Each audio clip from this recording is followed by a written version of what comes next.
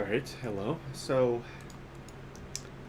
kind of preparing to get the scene blocked here, just kind of messing around. So, I'd like to talk about kind of a bit of lighting here.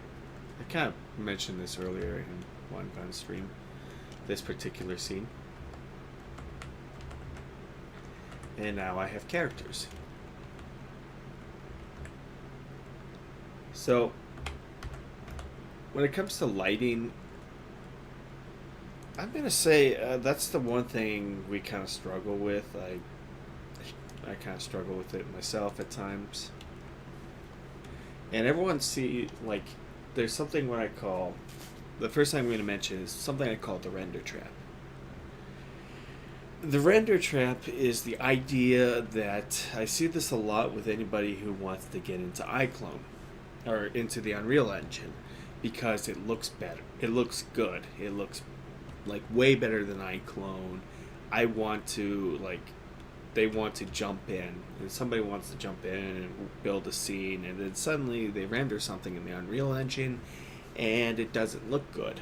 And they're wondering why like this is such a powerful engine. Why isn't it like this is way better than iClone? Why is my renders looking bad? And sometimes I've seen renders that look worse than iClone. And the main reason is this: no matter what engine you use, Unreal, Blender, iClone, Unity, doesn't matter. If you do not know how to light your scene up, you're not going to get the best effect. That's up to you. And when it comes to lighting, it's one of the most important skills of making your project look good. I can't really teach lighting. There's a free ebook you can get online that at least I have. It's at least 120 pages here. Actually, let me pull it up. That kind of goes through film lighting. So it kind of goes through all like what you need to know when it comes to lights, what you can do, how to mess with it. It talks about Rembrandt lighting and has all these examples you can play with.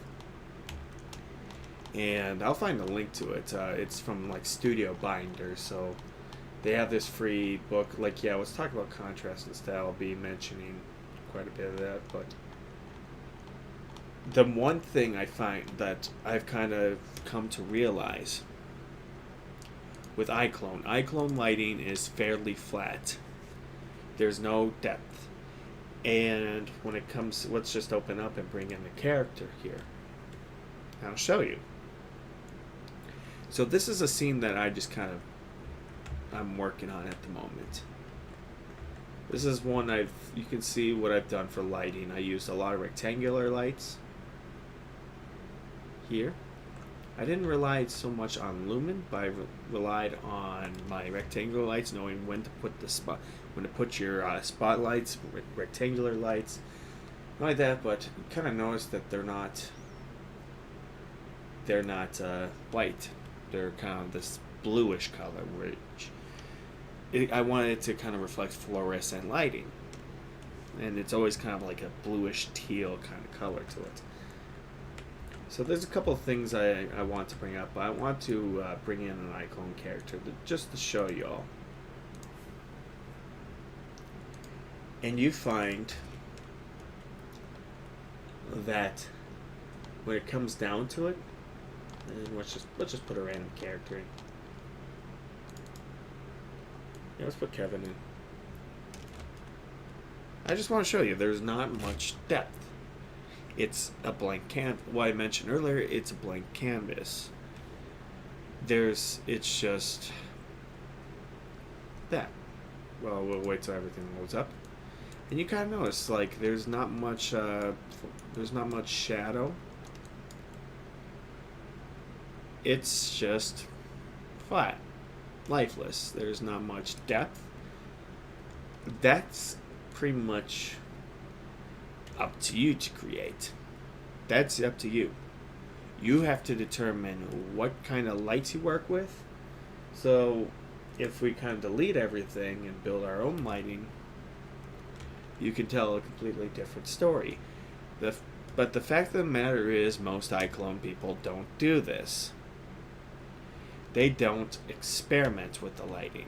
They don't know how to work with it. They just rely on this. And that's why that's why pretty much a lot of iClone productions look the same, because they rely on this flat, this lifeless light that doesn't really tell the story. It's just there to light. It's just there. It's a blank canvas. You determine what you want to do with it. So, I'm still streaming. That's good. So, this is just to show you. You can do, and some of the best iClone artists are ones who can light. So, let's go back to our Unreal project. And I don't know where I put my camera.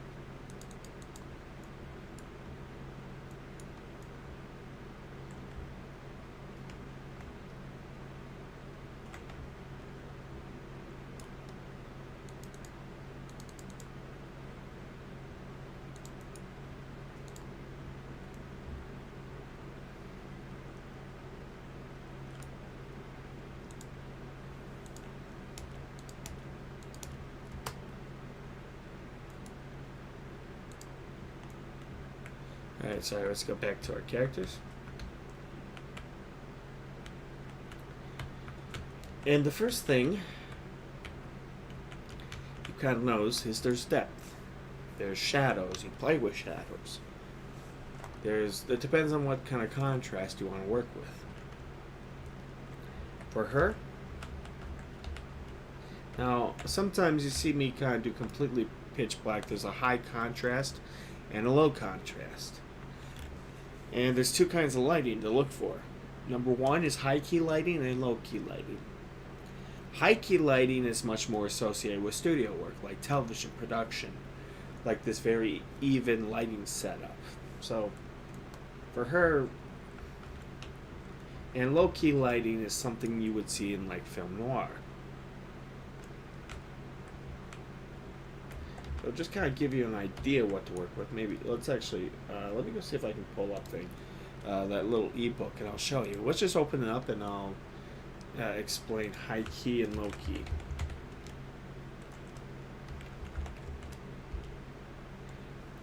Yeah, so basically subject and background are lit evenly. So I wonder. Yep. So this one, it will explain high key lighting.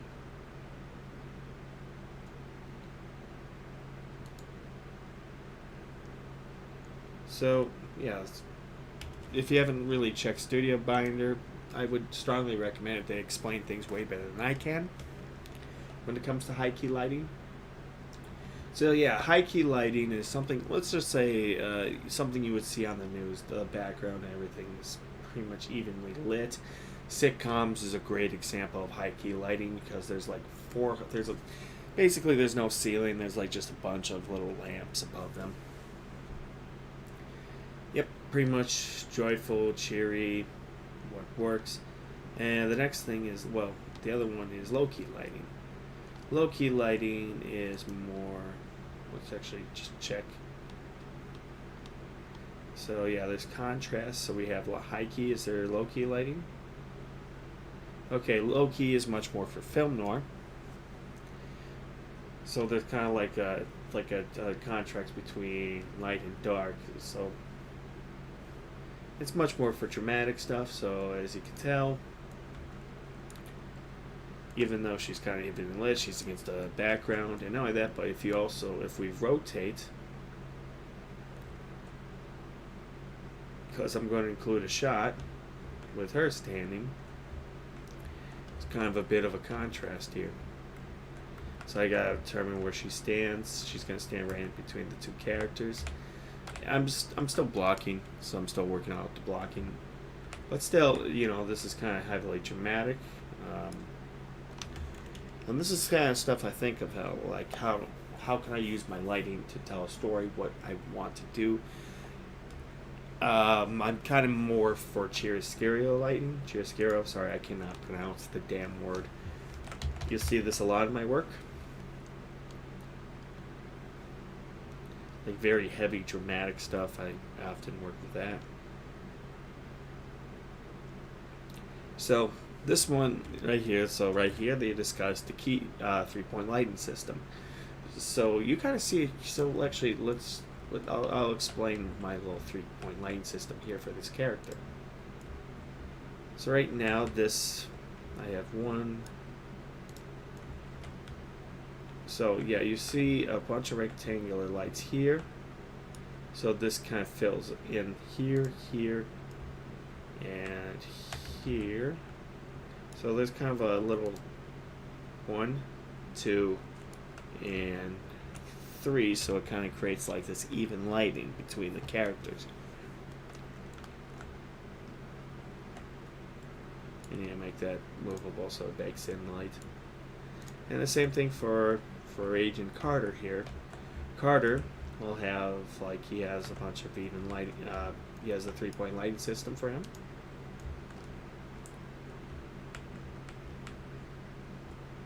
And that, but he also gets the top-down lighting, so it's kind of much more even. And kind of knows what I do for lights, like how I kind of play around with this lighting. Yeah, what I use is rectangular lights, because the reason why I use rectangular lights, it's the closest thing to box lights in Unreal. So for Shockbreak, our character here, she has, yeah, so she'll have her own light.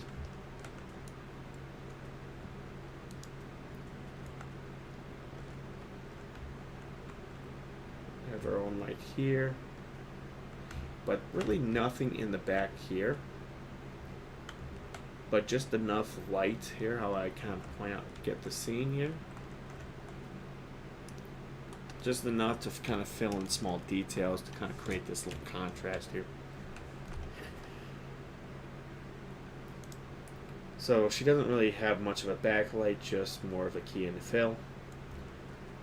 These characters here will have key fill and back for each character. So yeah, it's your standard 3-point lighting system, but hey, it's well lit, I think. I'm pretty proud of how the lighting works.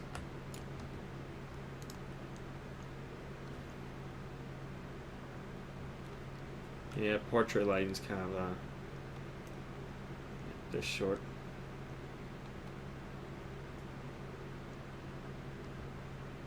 Yeah, butterfly lighting. I've done something similar, and I've done, hey, no problem at all. I did something similar, like when I lit up Poison Ivy. I actually kind of explained how I lit up the scene. So I kind of created like this reflector effect by using like a bounce light. Like what I did was I kind of had a harsh backlight, and then what I did was make a soft fill light to kind of create the idea of having a reflector.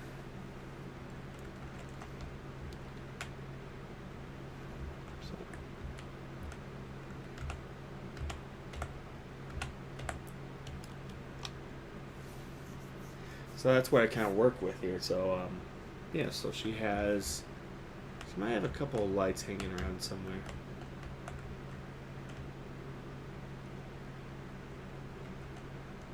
But you have to admit, this is like these characters. I'm actually kind of happy how I like how these characters turned out with the lighting. I just kind of right now they're in their typical A poses. I haven't really done anything when it comes to animation yet. I gotta find out where they need to be standing.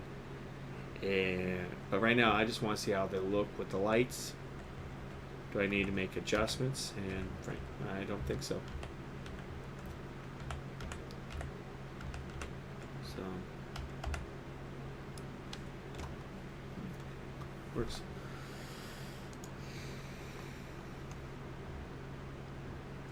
Yep, brand lighting is pretty easy. I do that a lot. Same thing for split lighting. I've done that quite a few times.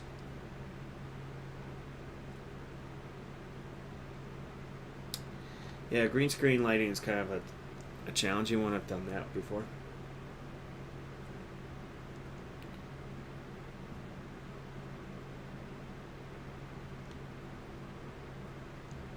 I actually do like these little diagrams because it kind of shows you what you want to work with. I love these like little diagrams here. Kind of show you how much lighting here. Yeah, for the whale, it's quite a bit. It just gives you an idea what to work with. Glad they're explaining that.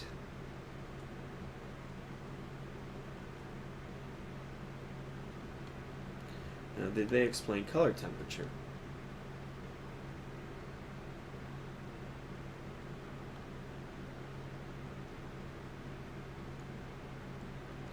Well, let's see if they have color temperature, because that's kind of a valuable asset to know.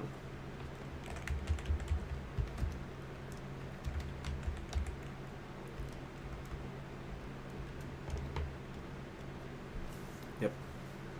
Ah, yes, they do.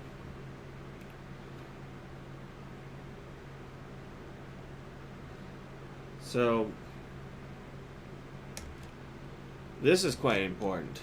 Is that available online? Yeah, I'll give you guys a link to that. This is just something I've just found today. Like,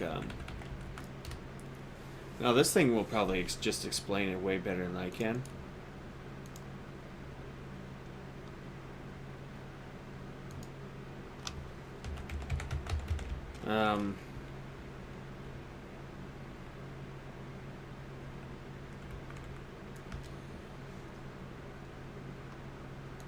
You can have a look at it.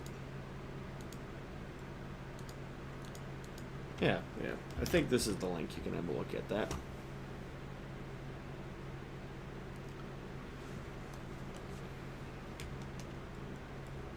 They have it for free online, I think.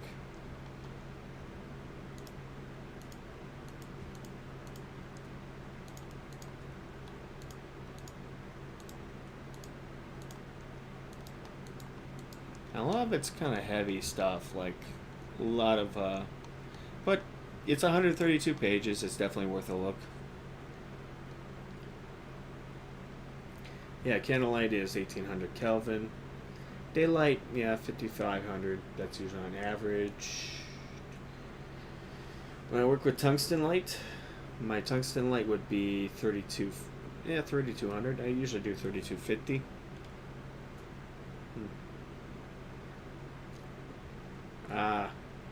27 to 3200. Usually I do 3250.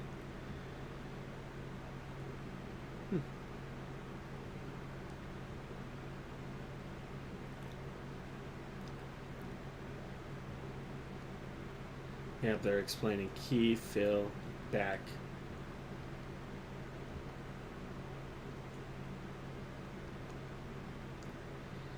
So yeah, contrast ratio, that's kind of important.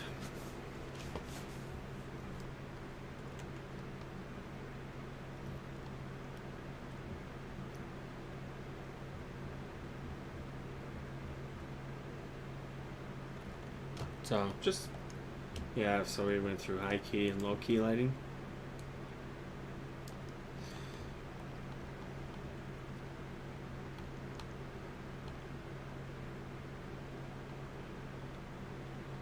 Oh.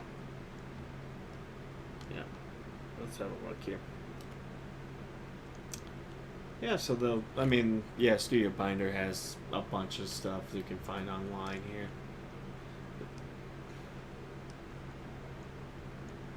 So definitely worth a look. If you want, I think, yeah, hopefully I got you guys the right link. I think so.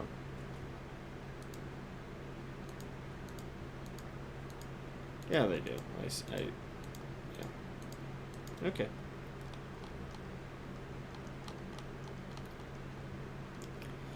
So yeah, there's that little book. So yeah, what I did was I wanted to isolate her.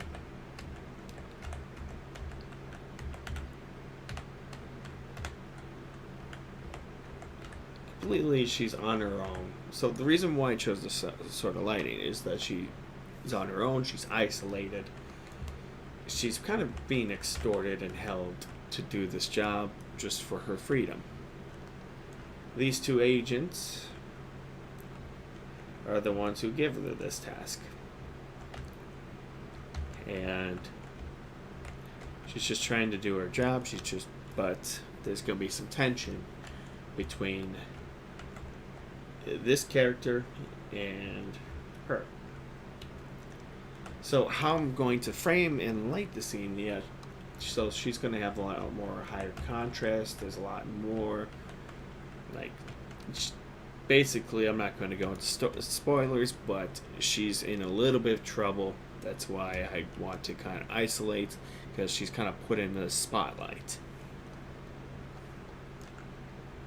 to these two. So that's really how I kind of, and there isn't so much of a contrast. There is a little bit of contrast, but not compared to her. So yeah, basically the best way I can describe it is just that she's in the spotlight. How I'm going to frame these two, these three. These two are always going to share a frame together. She is going to be filmed on singles. Like I said, she's isolated. There's a lot of pressure on her. There might be a shot where all three, but to be honest, you don't really see her, you just see the two agents. But you kind of barely make out the character here. That she kind of hidden in this silhouette. You don't really see her as much, but you do see the agents. So these are the little things I kind of think about when I make my movie.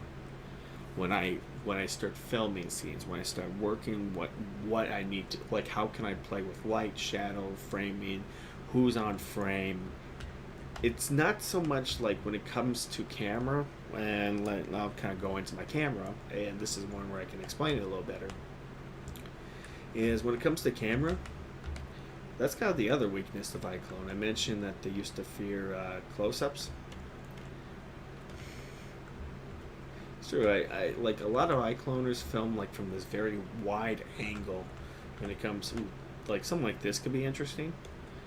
Like, this is more for composition. If you want tension between two characters, I like to do like stuff like this. But no, these two are pretty close.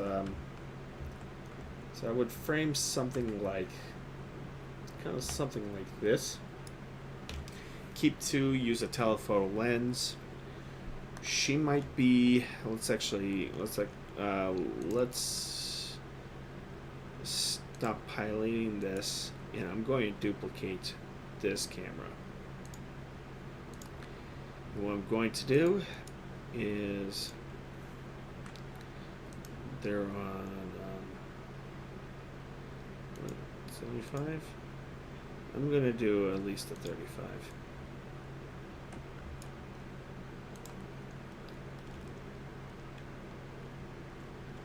So I'm going to change my lens.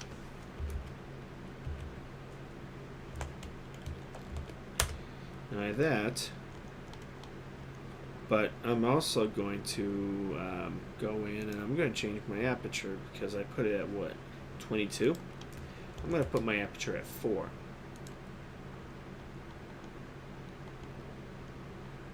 And I'm going to have to make some notes to determine, 4 would be fine.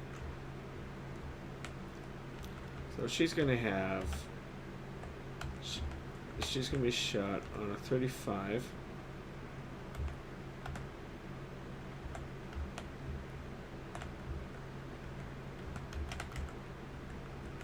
So from her view, she's on a 35.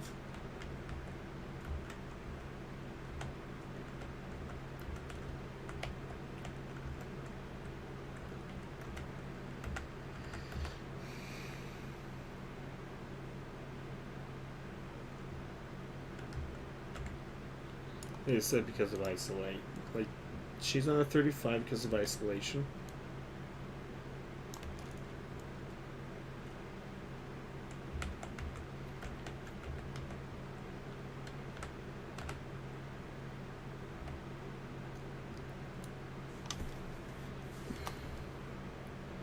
probably can get away with a 50, maybe. I don't know.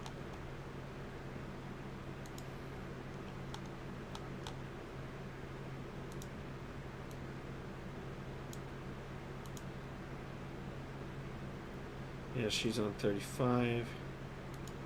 They're on a 75. They're more closer. She's a little farther apart. She's a little more isolated, I think. I think that can work. I just need to know, like, when she's talking, she'll be pretty much left. He'll be on the right.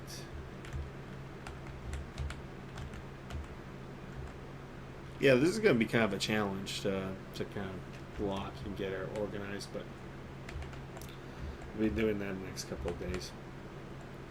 Yeah, she's going to have a shallower, she'll have a lot more shallow depth of field. They're going to be a little more deep focus.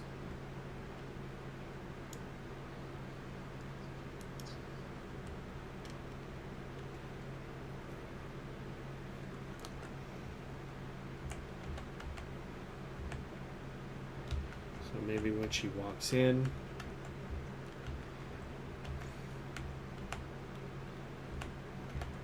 there'll be kind of nothing to the side. I'm thinking there'll be nothing to the side here. Between the three. I have to... There's a...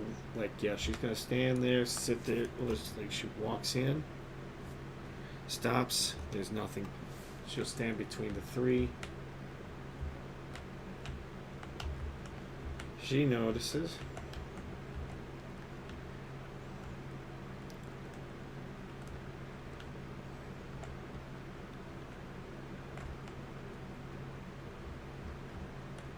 How am I going to do this?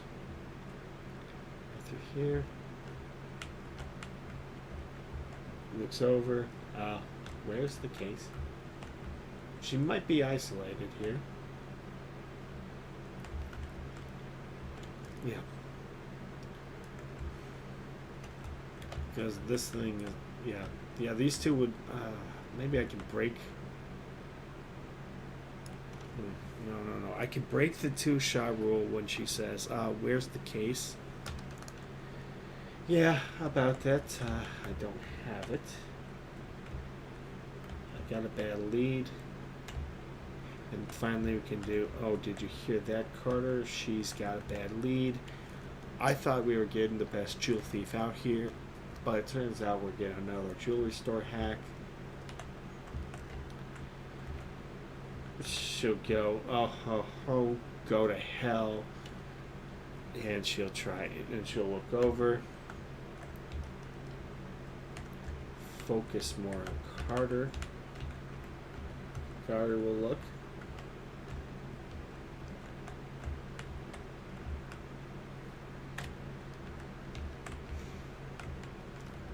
So she'll probably be like this. Carter will explain.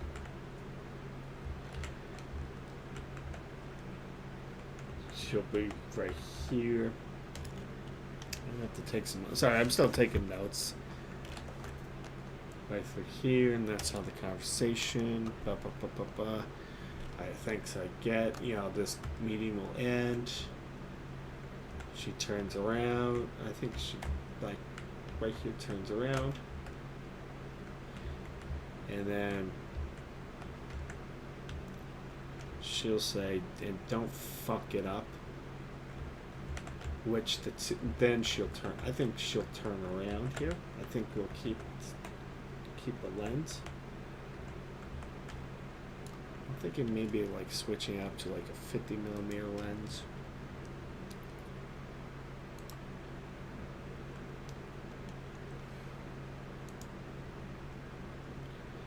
Maybe even like I have to go and take a lot of notes here what I can do. Because she's going to walk away, maybe, and I'm going to see if I can get like an animation of her turning around, and she's going to, yeah, she's going to make one, I think, yeah, these two here,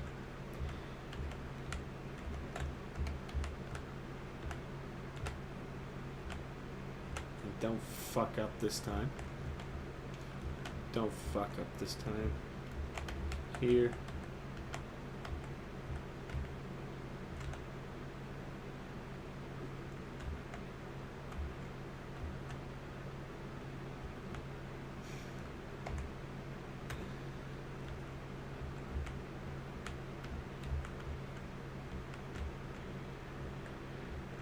How am I gonna play with this? Don't fuck up this time. Flips her off. Walks away.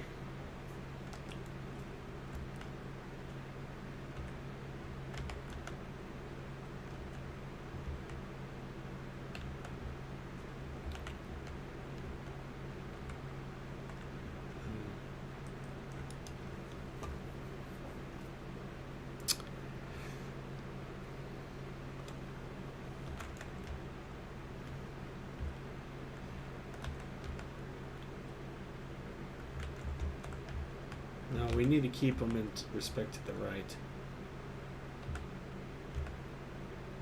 I get, you know, so they say their piece. He says his line.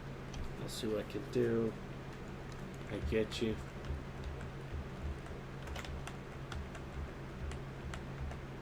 So she'll turn around. I'm thinking keeping from this angle here. So she'll say, don't fuck up this time. Turns around, flips her off. That way I can I can respect 180. Goes to here, and then finally the two can have their scene together, 2-shot.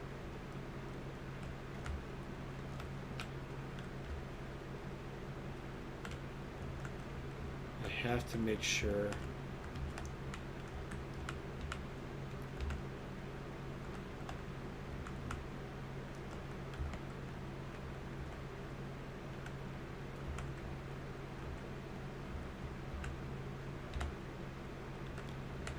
to make sure that, yeah, this will work. Turns around, flips off. You know, yeah, this is where blocking is kind of interesting. I think she'll, like, right there, she'll smile, like, haha, gotcha. He notices, so he will say, quote unquote, taking a page from your old job. Or maybe, yeah. Should be on the left. And then he looks over. Two can have their scene. Back and forth, back and forth. Film done.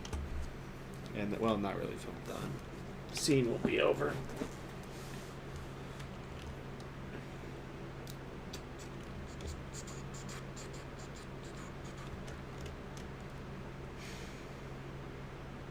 So as long as respect 180.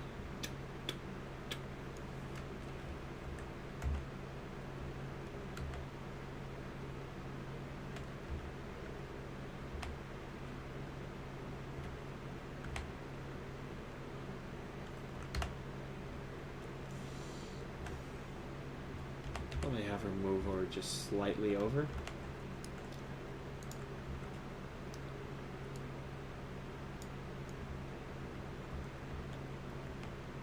And then I'll put markers on the floor, put them into iClone so I can animate them. So, alright, where's my other camera? How does that look?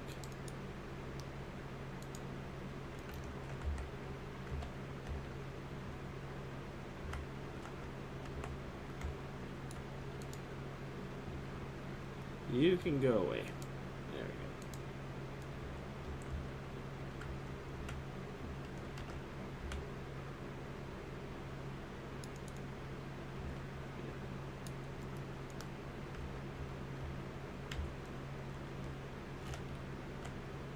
Alright, so when it comes down to these characters here, we gotta make sure that she stands right in the center. They are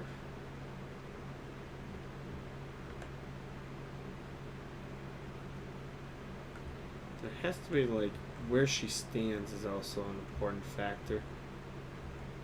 The eye lines have to match, she has to be in the center, she has to look right through here, car, forklift, here, here, like this little triangle here. That's what I want. So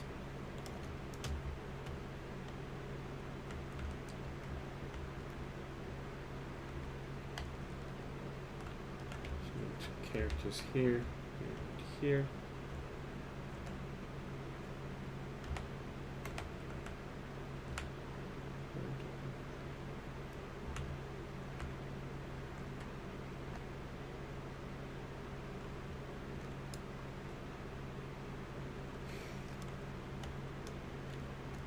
I think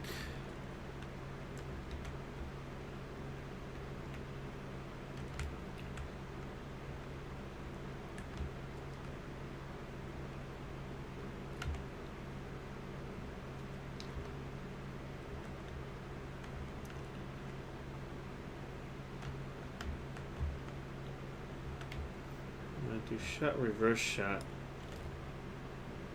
I want to make sure that there's kind of like curves here, like little diagonals here while they listen. So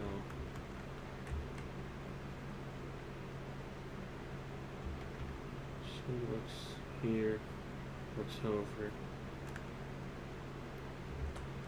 So when they're done, it's much, there's not so much of a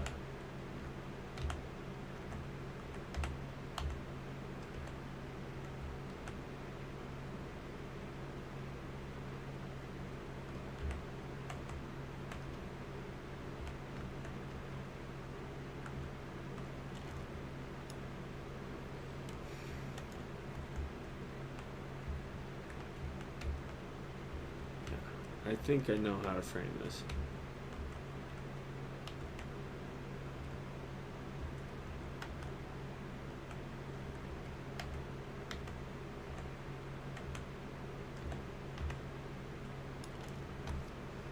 Here, here. Well, I'm much more straight on. And then when they're talking with her, because there's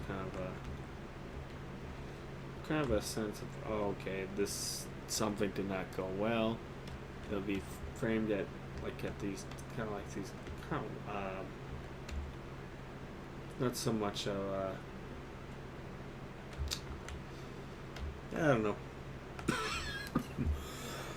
I have to take notes. I want to get a couple ideas what to work with.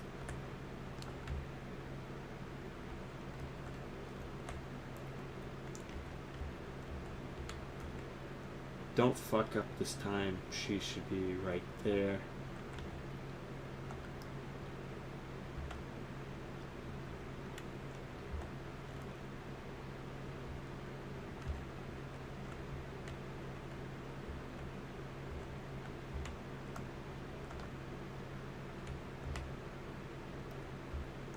Don't fuck up this time.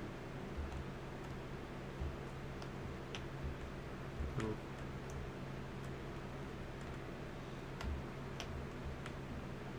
I don't know. I'm just kind of messing around here.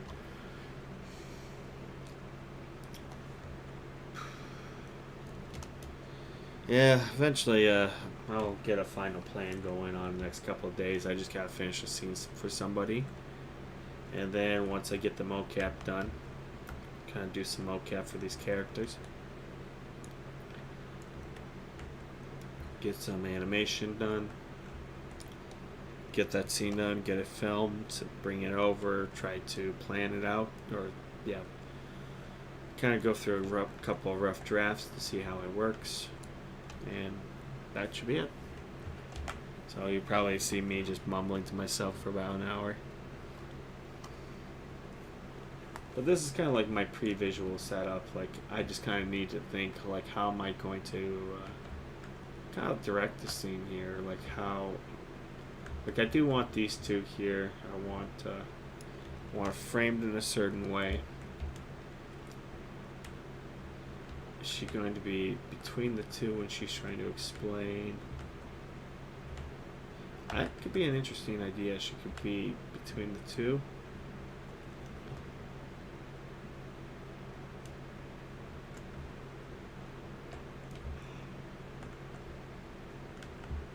Oh.